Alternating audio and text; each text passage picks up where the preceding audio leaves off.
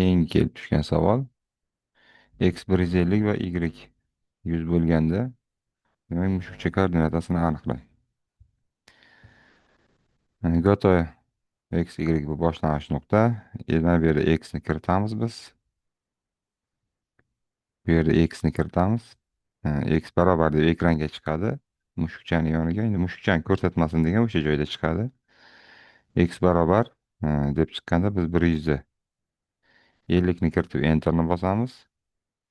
Va keyingisida y barobar deb chiqadi mana bunda. Y barobar deb chiqsa, demak minus 100 ni kiritib enterni bosamiz. Va dastur ishga tushadi. Mana bu yerda x ni o'zgartiradi bu.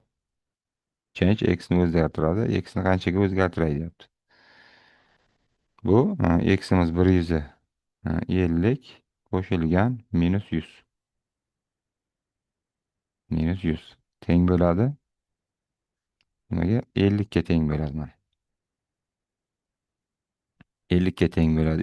Endi x'imiz o'zi 150 da.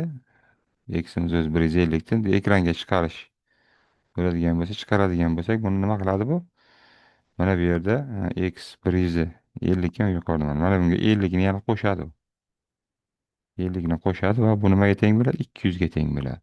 Endi mana bu yerga o'sha 200 keladi. Mana shu 200 keladi. Demak bu yerda y o'zlashtiradi 200 ayrilgan minus 100 bo'ladi. Y ning qiymati hali o'zgarmadi.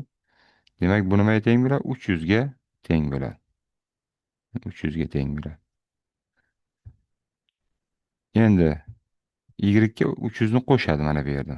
300 ni qo'shadi. Bu ham teng bo'ladi nimaga? 200 ga. Va x ni qiymatini chiqarib beradi. Mana bu yerda 200 deb. Bu yerda y ni qiymatini chiqaradi 200 deb. Javob shu bo'ladi. Koordinata demak 200 ga 200 bo'ladi.